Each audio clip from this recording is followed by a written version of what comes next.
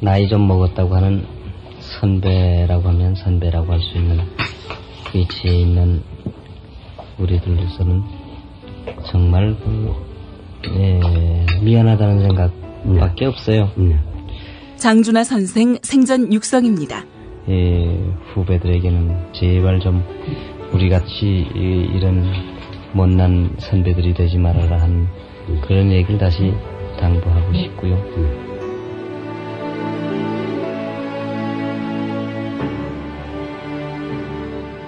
부끄럽지 않은 선배가 되는 길, 공정방송을 통해 건강한 세상을 만드는 것입니다. 미디어 협동조합 국민TV의 조합원이 돼주세요.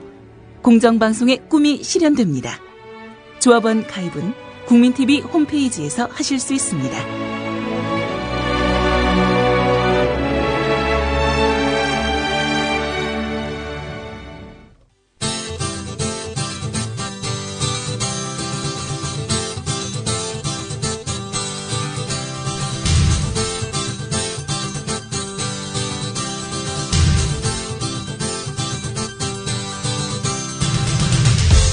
투박하지만 정직하다. 비평을 비평하는 남자 서영석. 그가 바라본 세상. 사설과 칼럼을 통해 오늘을 짚어본다. 서영석의 라디오 비평.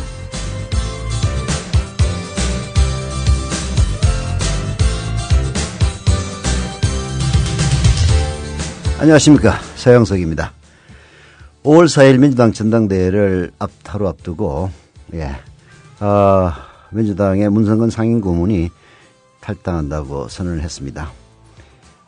명기남 씨의 민주당 탈당에 이어 노무현 대통령을 바로 최지근거리에서 도왔던 문성근, 명기남 두 사람이 모두 민주당을 떠나는군요.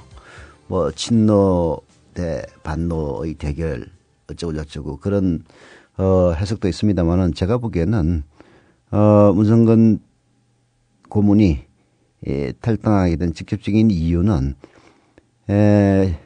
결국 자신이 민주통합당을 만들었을 때 최고의 목표였던 시민 참여, 바로 그 점이 최근 당헌당규 개정 과정에서 무너지고 있는 데 대한 실망이 아닌가 하는 생각이 듭니다.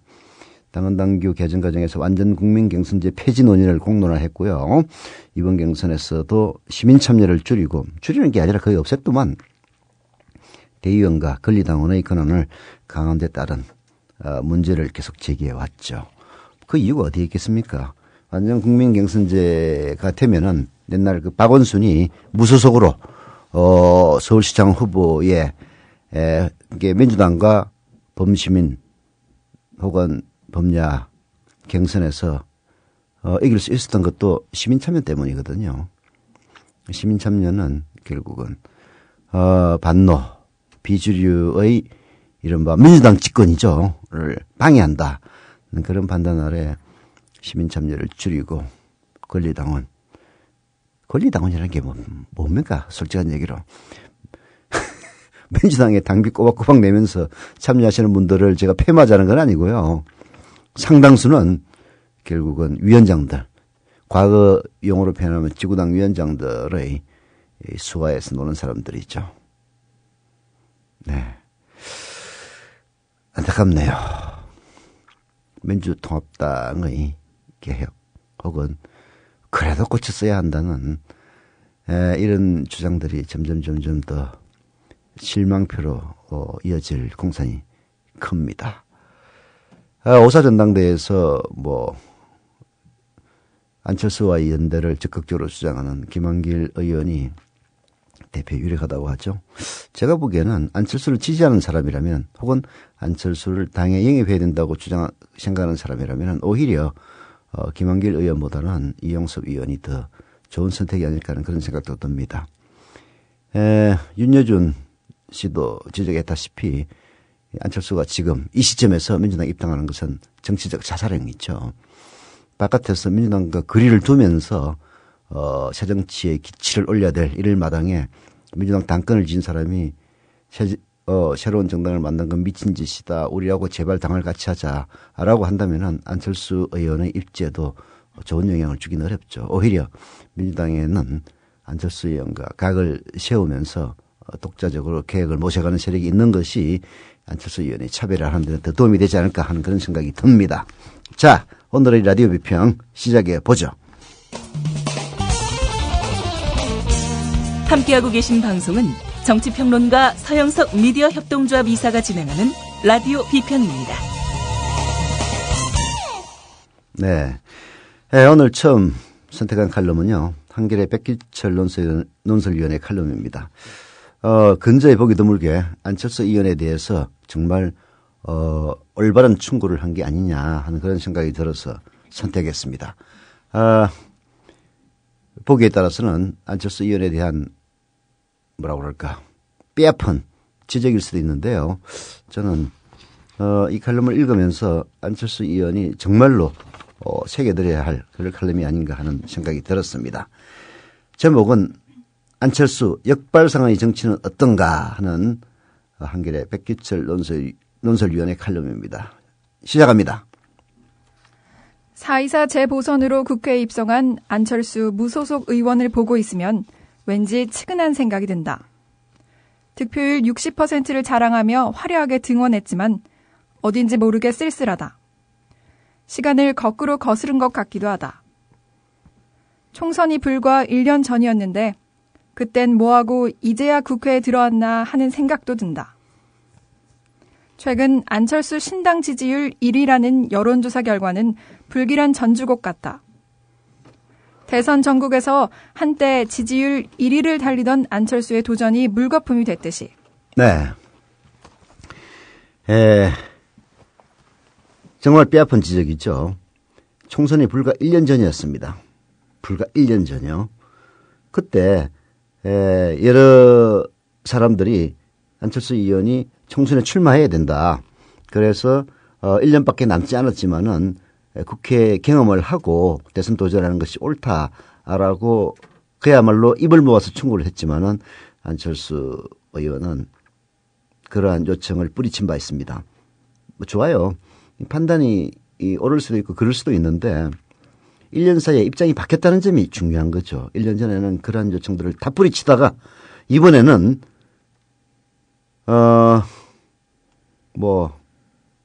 역시 들어오는 모습이 별로 아름답지는 못했죠. 삼성이라고 하는 우리 사회의 거대 권력과의 싸움에서 패배한, 그래서 모든 사람들로부터 동정이라고 말은 좀 어폐가 있습니다만은 안타까움을 사고 있는 노회찬 의원의 그 지역구인 노원병을 지멋대로 선택하고 기왕에 정치권에 진입하는 거라면은 부산 영도에서 한번 붙어보는 게 어떠냐는 조언도 외면한 뭐 그런 점을 백기철 논설위원이 지적을 하고 있는데요. 말은 틀림이 없는 것 같습니다. 계속합니다. 안철수에겐 대체로 두 가지 길이 있다. 하나는 앞선 제3세력 주자들처럼 주어진 유통기한까지 이리저리 용트리마다 결국 사라지는 것이다.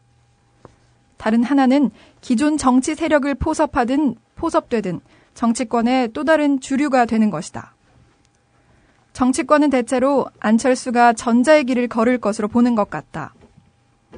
민주통합당의 지리멸렬과 박근혜 대통령의 자충수가 계속되면서 안철수의 새 정치가 의외로 힘을 받을 수 있지만 종국적으로 정치권의 대세를 장악할 정도의 파괴력을 가질지는 미지수다. 안철수의 최종 목표랄 수 있는 대권 문제로 가면 답은 더 안 보인다. 민주당엔 내년에 재선되면 대선으로 직행할 태세인 박원순 서울시장, 대선 득표율 48%를 자산으로 하는 문재인 의원 등이 버티고 있다. 10년 보수 정권이 계속됐고 박근혜 대통령이 잘해야 요간 먹는 정도일 것이라는 전망이고 보면 야권 내 다툼은 극에 달할 전망이다. 초선 의원 안철수는 새정치 구호 말고는 맨주먹이나 다름없다. 그렇다면 안철수의 길은 무엇일까? 일단은 대권을 포기하는 것이다. 대권을 유예한다는 표현이 더 정확하다. 출마 포기 선언을 하라는 게 아니다. 대권은 덤이고 새정치는 필생의 과업이라 생각하는 게 좋다. 여태껏 그래왔듯 희생하고 양보하는 좋은 정치를 하면 된다. 안철수가 대권을 향해 다가가면 갈수록 새 정치로부터 조금씩 멀어진다. 이에 득실 따지지 않고 새 정치에 매진하면 언젠가 대권은 덤으로 올 수 있다. 대권 그 자체가 목표라면 안철수는 무주공산의 새누리당이나 제1야당 민주당으로 들어가는 게 더 현실적이다. 네. 네, 백희선 논술위원의 지적은 그야말로 자자의 비점이요, 구구의 관주입니다. 옛날에 그 과거 시험을 볼 때요, 이제 답안지를 제출하면은 채점관이 이 좋은 글귀에는 점을 찍고 또 관주 빨간 칠을 했나 봐요. 그래서 저도 이제 춘향전에서 자자의 비점이요 구구의 관주로다 하는 말을 한번 옛날에 들은 기억이 있어가지고 가끔씩 쓰는데요. 안철수에 대한 백희철 논설위원의 지적들은 그야말로 하나 흘려드릴 게 없네요. 사실 대권 그 자체가 목표라면은 백희철 논설위원은 그나마 예의 바르게 무주공산의 새누리당이나 제1야당 민주당으로 들어가는 게 더 현실적이다라고 했는데요. 제가 보기에는 무주공산의 새누리당으로 가는 것이 훨씬 더 낫습니다. 자, 계속 하시죠. 안철수에겐 역발상의 정치가 필요하다. 일천한 정치 경험을 굳이 감추며 지도자연하거나 대권 주자인 양 할 필요 없다. 목에 힘주는 정치 지도자보다는 새 정치를 원하는 국민의 충실한 대변인 노릇을 하면 된다. 안철수가 기존의 정치의 공식대로 정당을 크게 만들어 세력을 불리려 들거나 이를 토대로 정치권을 겁박하려 들면 결국은 더 초라해질 수 있다. 네. 역발상의 정치가 정말 필요한 시점입니다. 이제 이런 거죠. 대통령이 되기 위해서 노력해가지고 된 사람 별로 없습니다. 물론 김영삼 씨가 중학교 때 나의 목표는 나의 꿈은 대통령이라는 걸 써놨다는 그런 믿거나 말거나 식의 이야기는 전해 내려옵니다만은 사실 국민을 바보로 알면 안 돼요. 국민들은 정치인의 진정성에 대해서는 그야말로 집단지성의 힘으로 다 알게 됩니다. 그래서 대통령이 되기 위해서 활동하는 안철수는 곧바로 몰락의 길이고 정말 진정하게 민주당과 새누리당의 적대적 제휴에 의한 이 숨막히는 낡은 정치의 틀을 벗어던지는 새로운 정치를 위해서 자기 몸을 던지고 헌신하는 모습을 보인다면은 그게 바로 덤으로 대권은 따라온다는 얘기는 바로 그런 뜻을 의미한다고 볼 수 있습니다. 아까 무주공산의 새누리당이라고 얘기를 했는데요. 백희철 논설위원도 지적했다시피 지금 야당에는 48%의 득표를 자랑하는 문재인 의원 그리고 재선에 성공하면 곧바로 대권 가도로 달릴 박원순 서울시장이 존재합니다. 이에 반해서 새누리당은 후계가 부재해요. 이명박 박근혜 두 사람의 경쟁에 의해서 이명박이가 먼저 5년을 집권하고 박근혜가 남은 5년을 집권하는 이런 보수 정권 10년의 역사 속에서 후계는 클 수가 없었죠. 그리고 나경원 전 의원이라든지 오세훈 전 서울시장 같은 사람들은 너무 때이르게 보수의 아이콘이 되고자 이 사람들도 결국은 너무 마각을 빨리 드러냈기 때문에 더 빨리 망한 거라고 볼 수가 있거든요. 국민들 바보 아닙니다. 네. 그래서 새누리당에서는 그야말로 후계가 없는 그런 상황인데요. 안철수 의원의 정체성은 합리적 보수에 가깝습니다. 그래서 어쩌면은 욕이 될 수도 있는 이야기지만은 새누리당이라는 체제 자체는 합리적 보수가 견딜 수 없는 토양을 좀 갖고 있어요. 합리적 보수가 좌파가 되는 토양이 바로 새누리당입니다. 그래서 거기 들어가서 견딜 수 있을지 의문이긴 합니다만은 이런 전체적인 맥락에서 보면은 오히려 무주공사는 새누리당이 안철수 의원의 정체성에 더 맞는 그런 측면이 있고, 그래서 제도권 내에 들어와서 정당 내부에 들어와서 뭔가 계획을 해 나겠다면은 오히려 민주당보다는 새누리당이 안철수 의원에게 더 맞는 옷이 될 수도 있다. 이런 지적이 있기 때문에 아까 백기슬 논술위원도 그런 지적을 한 겁니다. 안철수 의원을 좋아하시는 분들이 저희 이런 얘기에 대해서 너무 고민하게 반응하지는 말기를 바라고요. 사실 백기슬 논술위원이 얘기하고 싶은 진짜 안철수의 길은 이 다음에 나옵니다. 자, 계속 읽어보죠. 개인 안철수가 정치적으로 소멸하는 건 뭘 할 수 없지만 그를 통해 한국 정치의 일대 혁신을 염원한 유권자들이 낙담하는 건 가슴 아픈 일이다. 하늘 아래 새로운 것이 없고 새 정치는 일종의 사기라는 주장은 본의와 관계없이 기존 정치 엘리트의 이익에 봉사하는 것이다. 한국 정치는 정당 정치의 외곽에서 시민 정치가 끊임없이 도전하고 견인하는 특유의 역동성이 있다. 물론 종국적으로 정당이 결실을 맺어야 하는 것은 분명하다. 우리 정치 특유의 정당 정치와 시민 정치의 상호작용을 있는 그대로 보는 게 중요하다. 지난 1년의 참담한 실패로 볼 때 안철수는 앞으로 5년, 아니 10년을 더 준비해야 할지도 모른다. 길게 보고 준비하며 새 정치의 불씨를 살려나가는 게 좋다. 나이가 비교적 젊으니 좋은 정권 한두 번 만드는 산파 역할을 한다고 생각해도 늦지 않다. 안철수는 새 정치로 이어지는 가시밭길을 외로이 걸어야 할 운명인지도 모른다. 앞선 이들처럼 곧 사그라지지도 않고 헌정치의 늪에 빠지지도 않으면서 새 정치의 불씨를 이어가는 제3의 길을 그가 걸을 수 있을까? 네. 네, 백기슬 논술위원의 오늘 칼럼 아주 좋네요. 역발상의 정치를 촉구하는 백기슬 논술위원의 이런 지적을 안철수 의원이 귀담아 들었으면 합니다. 목표를 길게 보고, 물론 안철수 의원은 주변에 모여드는 사람들 중에서 최소한 80%는 안철수를 어떻게든 띄워서 거기에서 떨어지는 콩고물을 주워 먹자고 덤비는 사람들께 분명합니다. 그러나 최소한 20% 정도는요, 안철수를 대통령을 만들겠다는 생각보다는 안철수라는 시대의 아이콘을 통해서 정말로 썩어 고여있는 한국 정치 풍토를 쇄신하고 새로운 정치 실험을 하겠다는 분들 분명히 계실 겁니다. 안철수 의원 옥석을 가려서 그런 사람들과 손잡고 새로운 정치를 해나가겠다는 초심을 잃지 않는다면 혹여 주변에서 꼬드기는 뭔가 대권욕 이런 데 빠지지 않는다면 안철수 의원은 우리 정치의 새로운 자산으로서 정말 새로운 가능성을 보여줄 수도 있을 것이라는 생각을 해봅니다.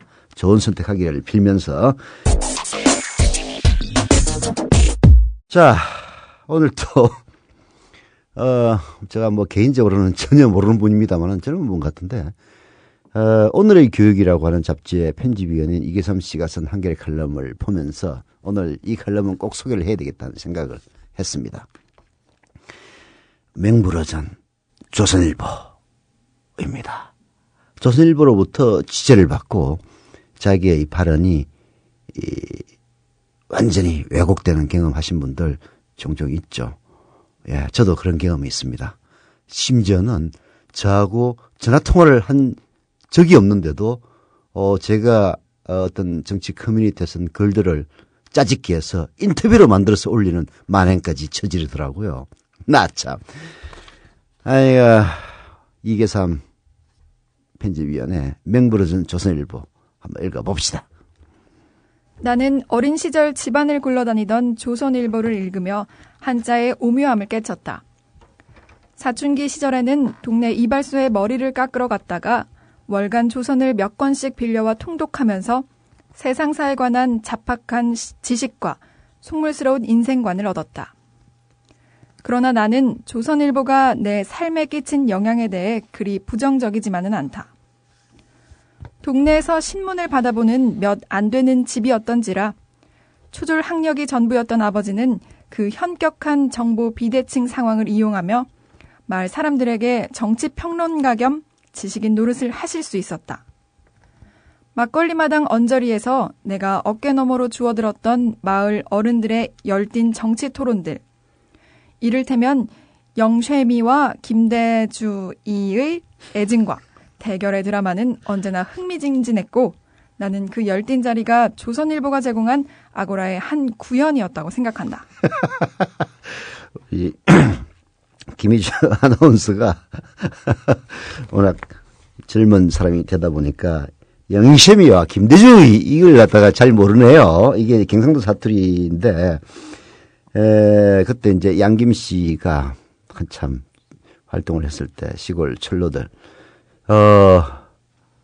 마을 회관이나 그런 이른바 우리식의 아고라죠.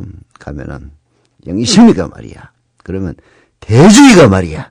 이런 식으로 얘기를 한 적이 있죠. 뭐 조선일보가 무슨 마귀들의 집단도 아니고요.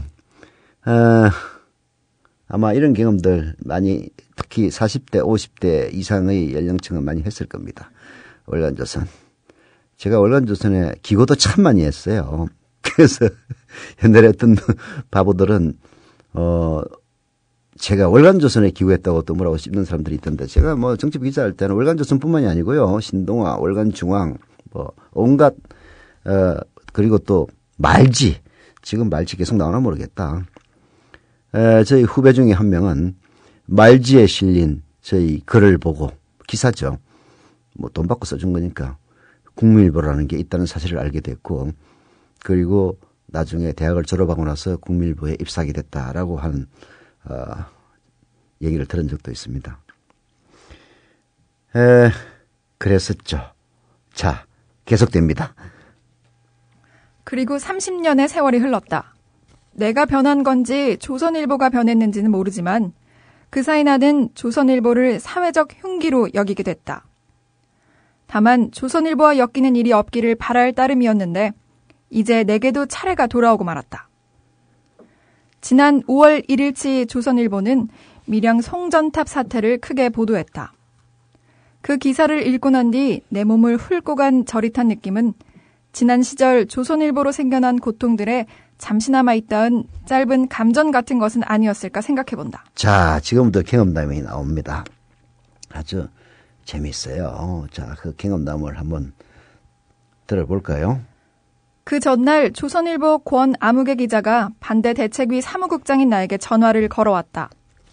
응대할 시간도 없었고 필요도 느끼지 못한 나는 상세한 최근 동향과 주민들의 입장이 정리된 보도자료를 메일로 전해줬다. 그러나 다음 날 조선일보의 기사와 사설은 극소수 찬성파와 한전의 입장으로 사실상 도배되어 있었다. 나는 권 기자에게 항의했지만 자신은 기사를 작성하지 않았고 우리 쪽 보도자료를 정리해서 올렸을 뿐이라고 대답했다. 네, 이게 바로 이제 1단계 책임 멘탈입니다. 야, 나 잘못한 거 없어. 내가 쓴 기사도 아니야. 그렇지만 밀양 송전탑과 관련해서 극소수 찬성하는 사람과 한전의 입장으로 완전히 도배해 놓습니다. 이 도배를 통해서 말하자면 신문은 사회적 흉기로 바뀌는 거죠.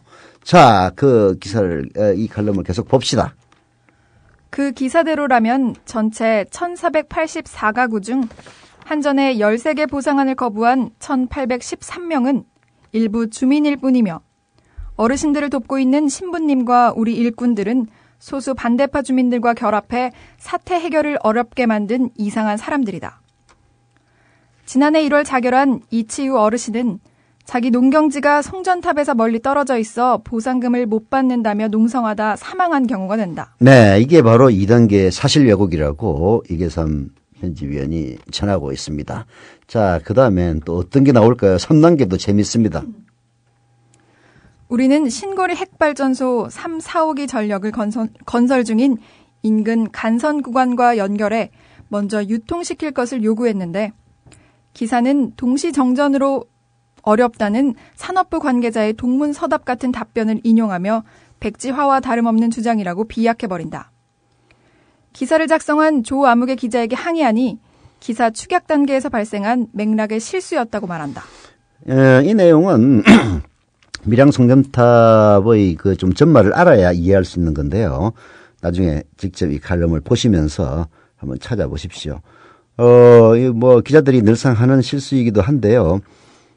이제 이계삼위원은 실수를 빙자한 비약 그리고 일반화라고 지적을 합니다. 이제 사설은 주민들을 향해 신도시를 지나는 곳에서도 동의했으니 전기를 공공재라는 인식을 갖고 풀어달라고 주문한다. 신도시도 찬성하는데 촌놈들이 감히? 이런 뉘앙스가 깔려있다. 네, 이게 바로 4단계인 훈계입니다. 훈계. 니들이 감히. 자, 그 다음은요. 기사의 현저한 편향성으로 잠시간 입씨름이 있었다.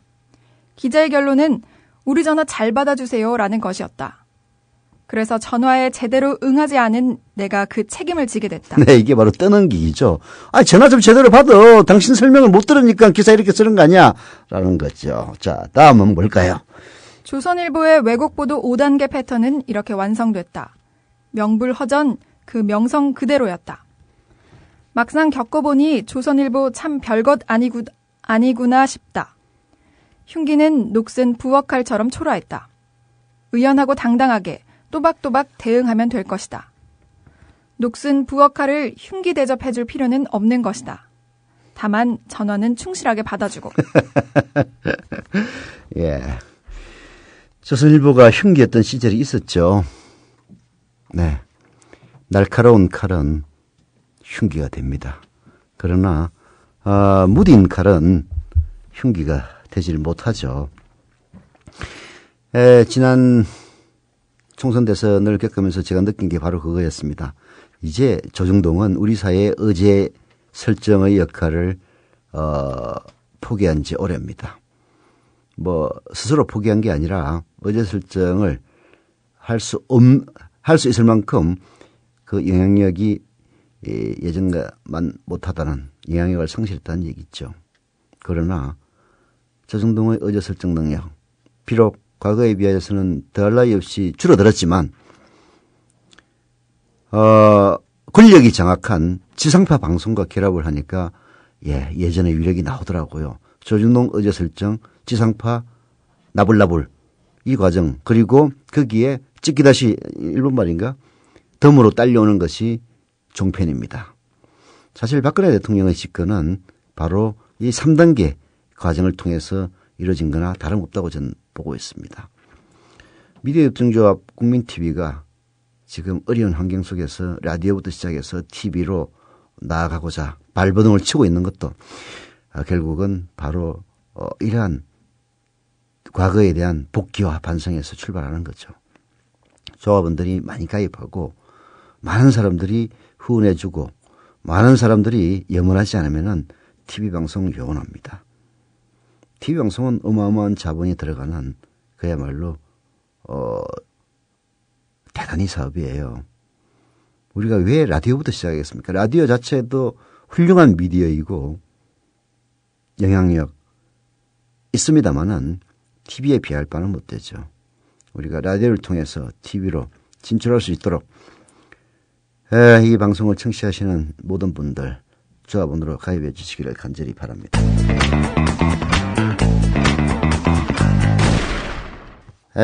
뭐 언론계에 있는 저희 지인들이 야, 니는 라디오 비평하면서 맨날 한겨레 신문만 갖고 하느냐라고 얘기를 하는 분들이 계신데요. 제가 집에서 한겨레 신문을 봅니다. 그래서 아침에 전철을 타고 나오면서 볼 수 있는 유일한 신문이 한겨레 신문이에요. 그래서 한겨레 신문만 하는 겁니다. 이유치고는 좀 그렇죠. 근데 제가 뭐 신문에 대해서 급수를 매기자는 의도는 전혀 없습니다만은 한겨레 신문 마음에 안 드는 구석들 굉장히 많이 있죠. 신문 비평을 하려고 마음먹으면 뭐 10시간, 20시간 할 수가 있습니다. 그러나 최소한 사설 칼럼에서 뭐 가끔씩 말도 안 되는 그런 칼럼들이 올라오긴 합니다만은 전반적으로 우리 사회에 뭐라고 그럴까 비판적인 지식인들의 정제된 수준을 그대로 보여주는 데는 한겨레 신문만한 데가 없어가지고 하는 것뿐입니다. 제가 한겨레 신문 또 뭐 저에 대해서 별로 좋아하게 생각 안 하는 것 같아요. 예. 옛날에 뉴욕타임스 김어준 씨 지금 한국에서 한겨레신문 뉴욕타임스 할 때 한 2번 갔는데 그 다음에 뺀지 맞았어요. 한겨레신문과 특별한 관계에 있어서 한겨레신문을 자주 하는 게 아니라 제가 일단 구독하는 신문이 한겨레신문이고 또 한겨레신문을 보고 나서 뭐 경향신문이나 기타 신문들 쭉 보긴 합니다만은 대략 비슷하니까 그냥 읽은 걸로 하는 거예요. 그래서 구독하는 신문이 중요한 겁니다. 조선일보는 주기장창 구독하는 사람들은 그냥 조선일보 이론에 넘어갈 수밖에 없는 거지. 에휴, 쓸데없는 얘기했습니다. 자, 오늘 한겨레신문의 사설 문화방송의 제2의 김재철 체제에 들었으나 라는 사설을 소개해드리죠. 문화방송 대주주인 방송문화진흥회가 어제 이사회를 열어 김종국 대전문화방송 사장을 자기 문화방송 사장에 선임했다. 김 신임 사장은 최종 후보군에 오른 4명 가운데 안광한 부사장과 함께 친김재철 계열로 분류되는 인물이다. 한마디로 김 전 사장을 내몬 박문진이 다시 김재철 체제의 연장을 택한 셈이다. 실망스럽기 그지없다. 네, 뭐 사실 딱 보니까 제 생각하고 똑같습니다. 안강환하고 김종국은 저한테는 듣지도 보지도 못한 인물이에요. 구영의 최명길은 제가 잘 아는 사람입니다. 잘은 안다고 볼 수 없죠.